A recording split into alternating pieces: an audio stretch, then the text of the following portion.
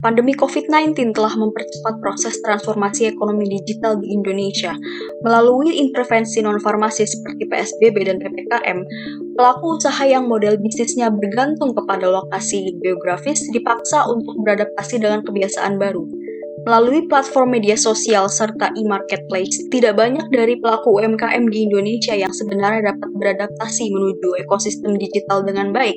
Berdasarkan data Kementerian Koperasi dan UKM, sebanyak 98% usaha pada level mikro atau sekitar 63 juta terkena dampak pandemi COVID-19.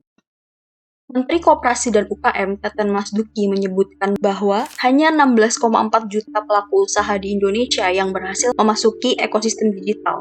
Namun demikian, jumlah ini hanya merepresentasikan sebanyak 25% dari keseluruhan pelaku UMKM di Indonesia. Pandemi juga menyoroti persoalan ketimpangan infrastruktur yang sudah ada, tak terkecuali infrastruktur digital. Data dari Asosiasi Penyelenggara Jasa Internet Indonesia per kuartal 3 tahun 2021 menunjukkan hanya 73,7% penduduk Indonesia yang sudah terjangkau oleh akses internet. Meski demikian, penyebarannya masih terkonsentrasi pada area perkotaan. Ketersediaan infrastruktur digital yang belum merata memunculkan kesenjangan keterampilan digital, tak terkecuali di kalangan pelaku UMKM. Kesenjangan keterampilan digital ini akan berdampak kepada proses adaptasi usaha ke ekosistem digital.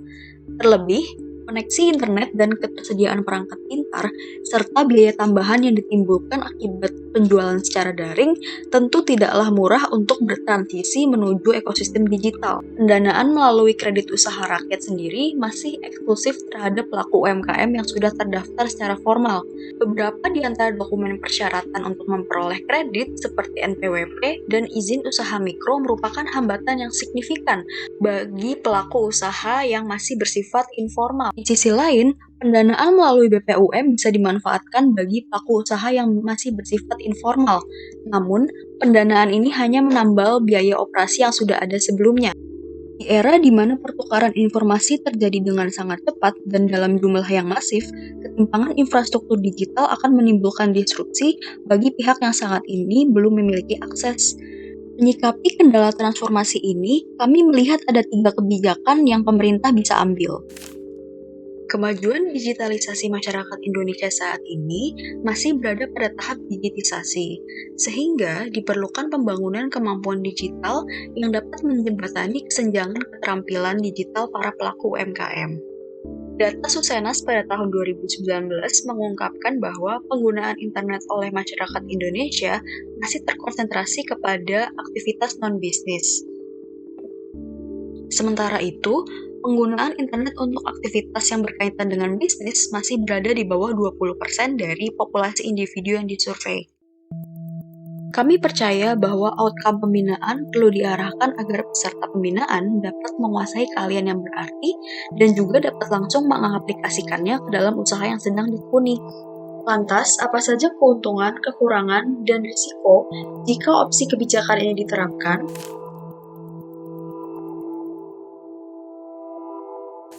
Konsep klasterisasi UMKM digital ini mirip seperti model klaster UMKM pada umumnya, di mana unit usaha ditempatkan di suatu lokasi yang strategis untuk penjualan, kemudian pemerintah setempat sebagai fasilitator dari klaster ini menyediakan fasilitas yang dapat menunjang usaha UMKM. Lebih lanjut, kebijakan ini juga dapat menambahkan fasilitas berupa penyediaan internet bagi pengunjung dan juga pelaku usaha yang berada di dalam klaster. Adapun keuntungan, kekurangan, dan risiko dari opsi kebijakan ini jika diterapkan adalah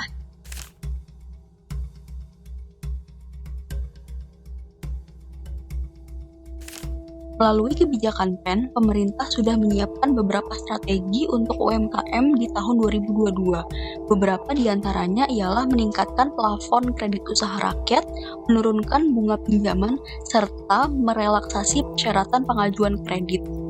Dari sudut pandang pemerintah, opsi ini lebih efektif secara biaya, sebab pemerintah tidak perlu melakukan rangkaian sosialisasi program baru. Program pendanaan UMKM melalui PEN dan BPUM juga sudah familiar di kalangan pelaku usaha di Indonesia. Opsi ini juga membantu mempercepat proses formalisasi dan pendataan UMKM. Meski begitu, Opsi ini tidak mengatasi kesenjangan infrastruktur digital serta kesenjangan keterampilan digital yang sudah ada.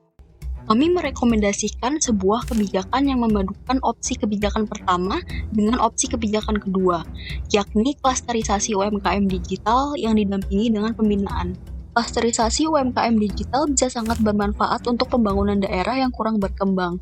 Kebijakan ini memungkinkan untuk terjadinya pemberdayaan masyarakat melalui UMKM dan juga transfer pengetahuan melalui pembinaan. Melalui kebijakan ini, diperlukan adanya sinergi dari pihak pemerintah sebagai fasilitator program, didampingi dengan pihak swasta, dan juga akademisi sebagai mitra pembinaan. Kebijakan ini ditujukan bagi pelaku usaha yang memiliki kesulitan beradaptasi dengan tatanan daring atau yang mengalami keterbatasan fasilitas. Pada pelaksanaannya, pelaku UMKM akan diberikan kesempatan untuk berpartisipasi dalam klaster UMKM digital. Kemudian, pelaku UMKM digital yang berminat berpartisipasi dapat mendaftarkan diri secara daring atau secara onsite dengan verifikasi kelurahan setempat. Dengan begitu, melalui kombinasi pembangunan klaster, penyediaan fasilitas, serta pembinaan langsung, pelaku UMKM yang berpartisipasi dalam klaster UMKM digital diharapkan dapat memiliki kompetensi dan juga daya saing yang mumpuni untuk menghadapi tantangan serta persaingan di era digitalisasi.